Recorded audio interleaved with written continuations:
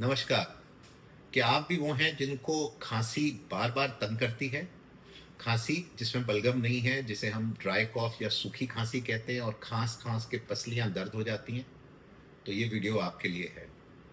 Hello, मैं हूं doctor Bharat Gopal, senior pulmonologist at Medanta, Gurugram. सूखी खांसी एक्चुअली क्या है? ये सूखी खांसी, इतने लोग, इतने मरीज इससे दुखी होते हैं, पर उन्हें पता नहीं कि ये क्या हो सकती है।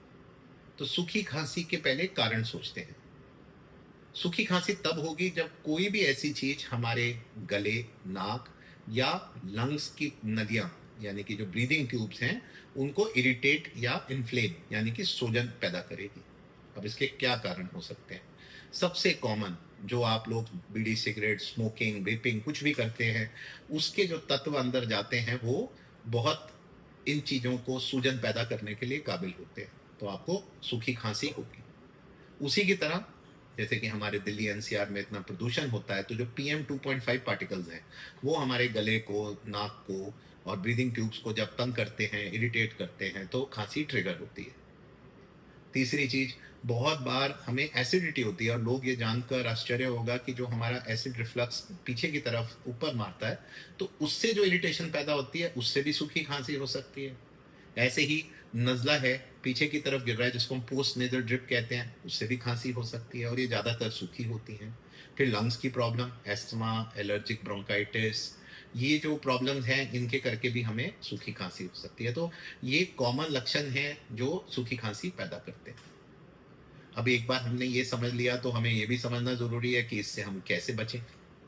देखिए, सबसे इम्पोर्टेंट चीज़, जो ट्रिगर्स हैं उनसे बचें। तो ट्रिगर्स का मतलब, अगर आप स्मोक करते हैं तो कृपया करके स्मोकिंग छोड़िए, वेपिंग छोड़िए, बीड़ी सिगरेट छोड़िए, तंबाकू का सेवन भी छोड़िए।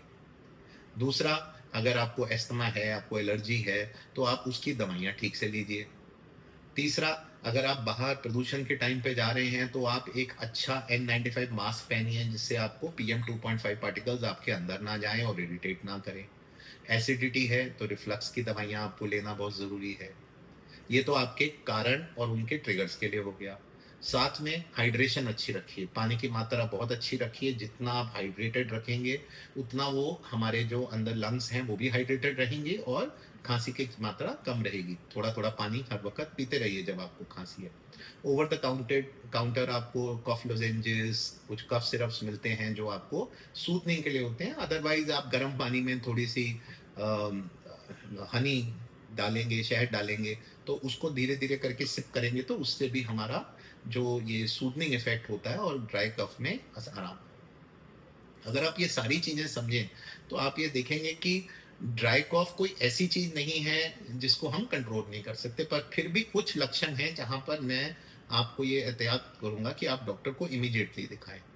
अगर ये सूखी खाँसी 3 हफ्ते से ज़्यादा रह रही है, अगर इस सूखी खाँसी के साथ बुखार आ रहा है, अगर इस सूखी खाँसी के साथ खाँसी में खून आ रहा है, अगर इस सूखी खाँसी के साथ आपका वेट लॉस है, आपकी भूख खत्म हो रही है, तो ये बीमारियाँ, जैसे टीबी हो गया या कैंसर हो गया, इन बीमारियों के भी लक्षण में सिर्फ़ सूखी खाँसी स्टार्टिंग में आ सकती है।